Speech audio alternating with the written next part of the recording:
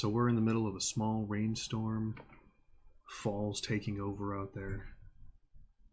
I've got my coffee, got my cozy clothes on, and it's still pretty early in the day for me, but this video is not going to be as short as I'm hoping that it's going to be.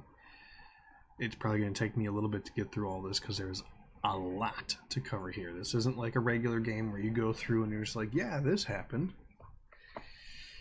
This thing is a Studio Ghibli masterpiece and had more twists and turns than an M. Night Shyamalan movie, so buckle in.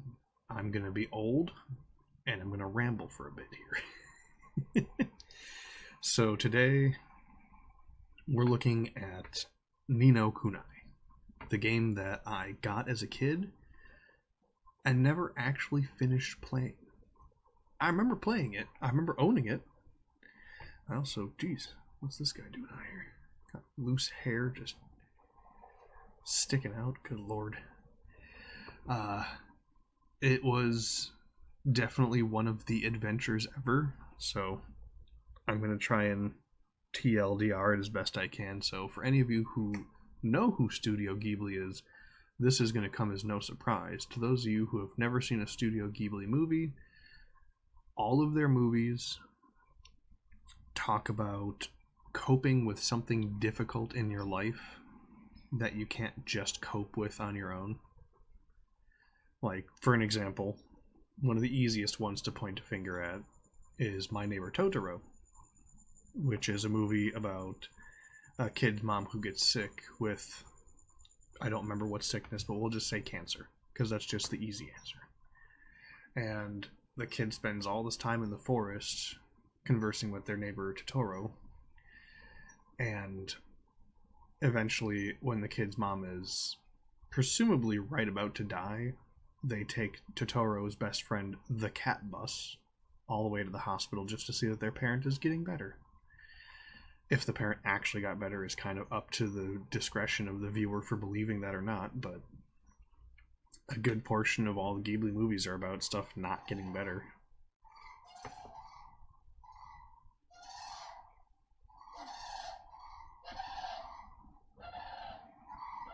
Really? Sandhill cranes, everybody.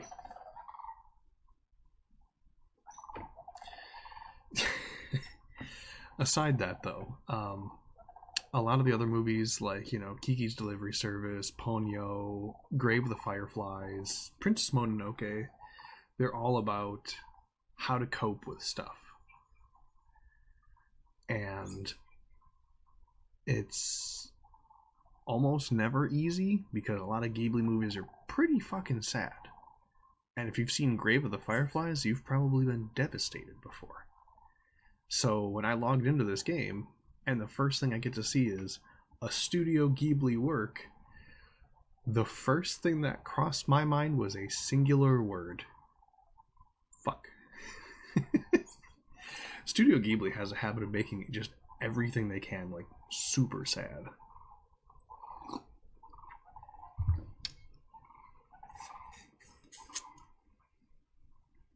Cranes.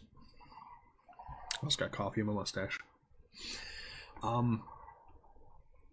Yeah, so I was prepared for the absolute worst of the worst going into this, and as far as childhood me remembers, I remember the opening scene. I remember why we started the adventure. I remember getting to about Elma Moon, and then just never playing it again. I don't know if maybe I got level capped or something on my way up Old Smoky, or if I couldn't find Castaway Cove, or what was up. I remember having Esther in my party, though, so I got that done at the very least. Don't remember having Swain, though. But you play as Oliver. Start the game off, hanging out with your best friend in town who bullies you, but is definitely still your best friend. Testing out new motor vehicles, and you end up crashing, falling into a river, almost drowning, almost dying. Your mom saves you. And then she actually dies. And the story kind of starts from there, as this is the Ghibli coping mechanism moments where the doll your mom crafted you years and years ago suddenly comes to life, then tells you to go out and find a magic stick, which is just a stick. And then as everything goes from being more realistic to slightly unbelievable, then you get transported to this alternate world. And then from there, you basically just go down the rabbit hole of, yep, it's a Ghibli coping moment. This kid needs to go to another world to save his mom. So he does that. And you go through, various areas. You have to find the soulmates of a lot of the rulers of the lands. Like Ding Dong Dell has, first of all, the funniest in the worst sense of boss battles, being Hickory Dickory, the king of Dockington, the mouse. That is definitely childhood stories 101. Then you have his Meowjesty, which is just Timmy Toldrum, the fat cat of the shop lady. And you go on your adventure from there over to Alma Moon. Now, on its own, the name would have no symbolage to being, just deserty in its own name, but the fact that they put the extra O in Mamoon, and it just so happens that the ruler turned out to be the Cowlifa instead of the Khalifa. Oh man, they really took every pun they could from about a childhood's understanding and just dialed it up to 11. It just kept getting more and more ridiculous. And then the more and more and more you progress through the story, Oliver keeps believing and believing and believing and believing. Every step he's making is a step closer to stopping Shadar, the evil one. Or, sorry, the dark-hearted one. He's not evil, just has a bad heart. Well, every step that he takes, he gets closer to doing that, and he reminds everybody he's doing this to save his mom. He's doing this to save his mom. He's doing this to save his mom. That's everything he says along the way. You go to Alma Moon, you unbreak a bunch of hearts, you keep learning spells from all the sages, and they're like, hey, go to this other city, Hamlin. Alright, cool, let's go there. You go there. Hey, look, we need to unbreak some more hearts, but this time you get transported into the past by a man in a chicken mask. Spoiler alert, he's important. And it just keeps going and going and going. Every time you go somewhere, something happens. We need this from this weird place. Go to weird place, fight boss, get thing.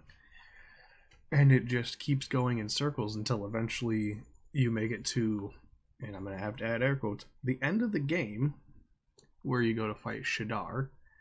You go to Shadar's magic castle, and he's like, oh, well, you want to kill me? Okay, cool, kill me. Because I'm you. And I guess I kind of saw it coming, but at the same time, it was just kind of like a, really? We're going to do this? The goodest person in the world is the soulmate of the baddest person in the world. And right before that fight, the whole reason Oliver took this trip was to save his mom was revealed that Oliver's mom used the fast forward time spell to transport herself to the human world. But Oliver's mom was actually the great sage Alicia, but the great sage Alicia never had a soulmate. Or if she did, her soulmate was just straight up dead at that point. So the Great Sage Alicia went to Oliver's world,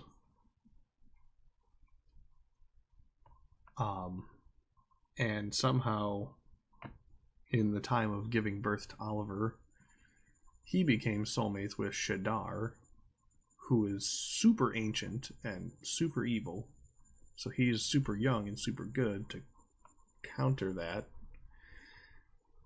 And I hate to say this, the hole in the story is large enough to sit in. I definitely understand that it was Ghibli trying to make it like a childhood level of understanding for why it wouldn't work to bring his mom back, and Oliver was, coping as hard as he could. So it switched from I'm gonna save my mom to maybe we should just save everybody in the world. That seems like the right move to make. So you fight Shadar, you kill Shadar, and then you get transported to this world between worlds, the flashbang dimension of White, where Shadar's like, yeah, I was a prince. My country tried to destroy another country. I helped your mom escape. And all this good that I tried to do didn't work, so I became evil. Whoop. And Oliver tries to make amends with him, like, hey, listen here. Shadar, no, not Shadar. Prince. And eventually Shadar just sends you back into the regular world, because you're not supposed to die here. Trope.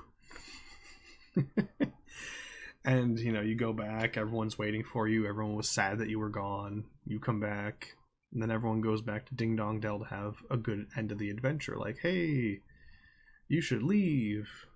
You should stay forever, help out the worlds. And you're like, nah, I should probably go home. And you're about to do that. And then right as you're about to leave, what I thought was the actual end of the game is like the midpoint of the game. Well, not midpoint. It felt like the 3/4 point. There wasn't much story happening after. There's a few things that you needed to get done, but it wasn't like that. You then have ash rain down on you in the middle of your celebration of leaving in Ding Dong Dell after hearing the witch spew some words from the sky and be malicious. And you're like, oh, what's all this then? And so the adventure continues. Because right as Oliver just saved the world and was about to go back to his, I guess he wasn't done coping hard enough. He had to go cope some more. So then, everyone in Ding Dong Dell, Alma Moon, and Hamlin, the 3 major cities, all gets turned into weird, kind of fucked up, creepy creatures that are actually just the people who live there. And then you have to go on an adventure all again to save all 3 of those cities, uncorrupt their leaders, and then figure out what's going on. And every time you get rid of one of the black crystals, Little P, who is your human world adventure companion, who no one else can see until she comes to your world, in whatever the alternate world is called.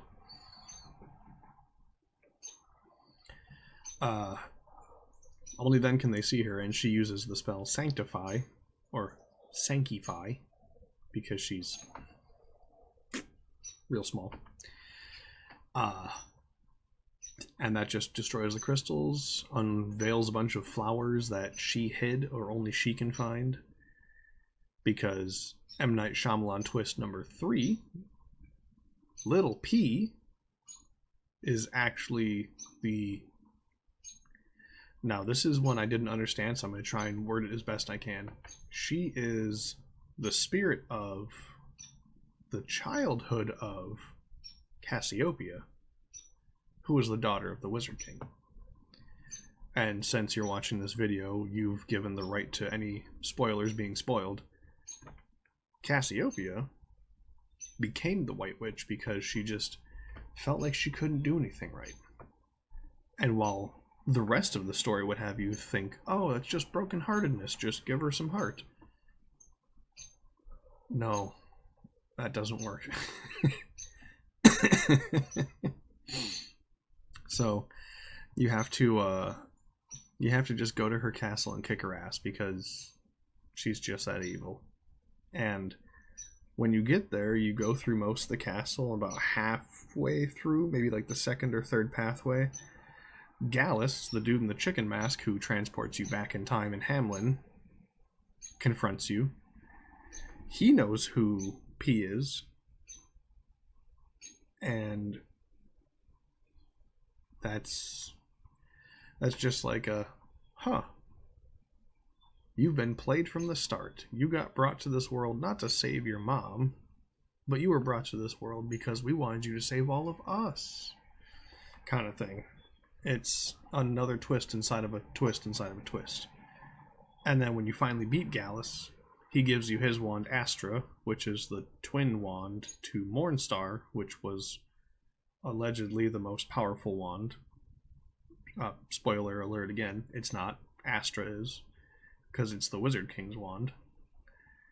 And how the Wizard King came back as a spirit and hid in the Court of Zodiacs, that escapes me. The loop and logic there is missing, but I guess Ghibli gonna Ghibli. And you finally get to confront the Council of Zodiacs and the Witch. Oliver, using his big brain, big boy logic, manages to outthink her and tells her that her entire council is not real, to which literally everyone in the room, including her, disappears. And he has to explain in one of the cutscenes that I'm now missing that everything was her imagination, just like the flowers. And so you go forward from the chamber of the council towards the room in the back where she's just sitting there with her bird, which is also a figment of her imagination. And then you have to beat the ever-loving piss out of her. Now, she has a 2-stage battle. And once you beat that, you know, the White Witch, Cassiopeia, falls to her knees and she's crying and sad. And she's like, I just wanted to do better.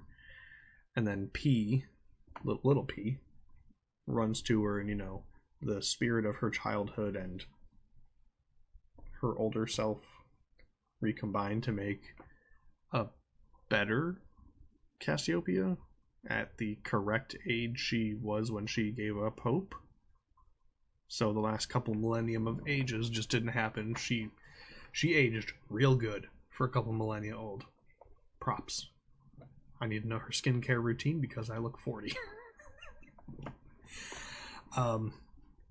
And then to which, you know, would, instead of just being the end of the game again, the spirits of malice that hung over her and her imagination were just like, you know what?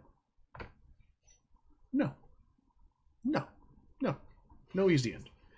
So what went from being a 1-stage to a 2-stage boss battle with a cutscene became a 3-stage boss battle.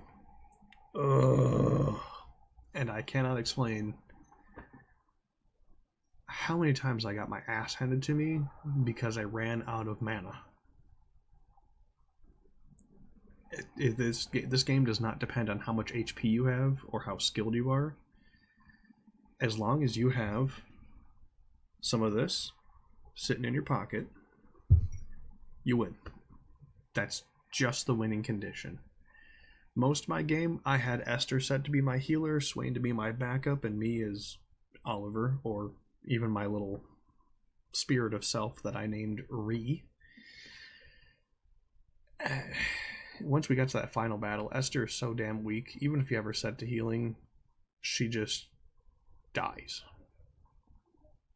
Like, I'm gonna edit in a picture right here next to my palm This is what I saw every time we got into a battle that was more than average.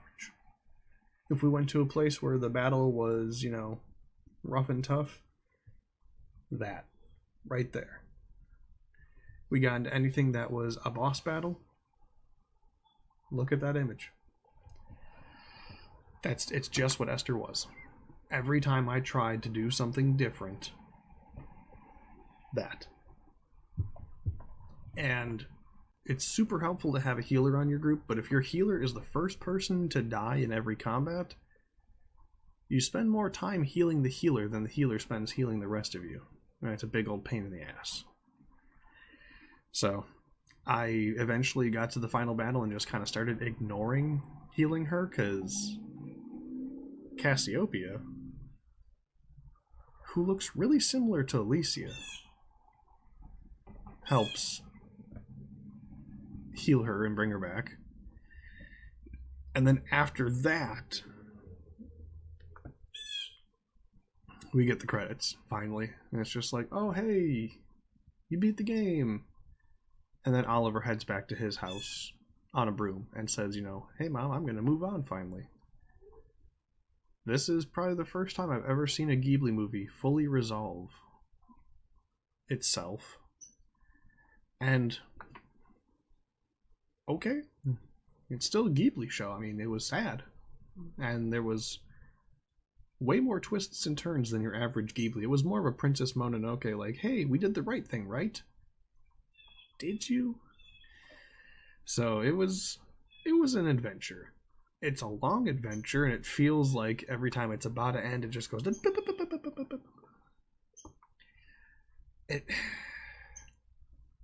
I don't know. It took a while to get through, and after the first ending was not the ending, I was kind of over it, but I saw it through to the end, because, I can't say I'm going to play a game and finish it, and then get through most of a game and not finish it.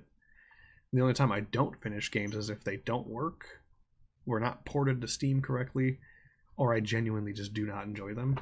And I enjoyed this. It's a JRPG. It harkens to me in a certain way, because I grew up playing Dragon Quest on my Game Boy Color because I was poor. I still had my Game Boy Color and played Dragon Quest games on it well up until about Pokemon Platinum came out for the DS, and that's when I finally got a DS. I was poor, man. If I had a game, I played the crap out of that game. But yeah, honestly, it's like an 8 out of 10 or a 9 out of 10 JRPG. It's a little less technical than like the more modern Dragon Quest games are, but it's got that sweet childlike nature to it, which is pretty cool. And it's a different take on the JRPG series. It's a bit weird, but weird's great. Level 5 has made some of my most favorite games. Another big call out for the series from Level 5, they made No Kuni, which was a Ghibli sponsored style game. They also made Rogue Galaxy, which is one of the strangest and somehow longest JRPGs I've ever played. I don't have much else to say. It is what it is. I look forward to playing more games like it. And if you guys like it, I do technically have Ni no Kuni 2, but I've beaten that one already. So I'll consider replaying it, but it's not high on my list. Hope everyone has a fantastic day, and hopefully fall treats you all well.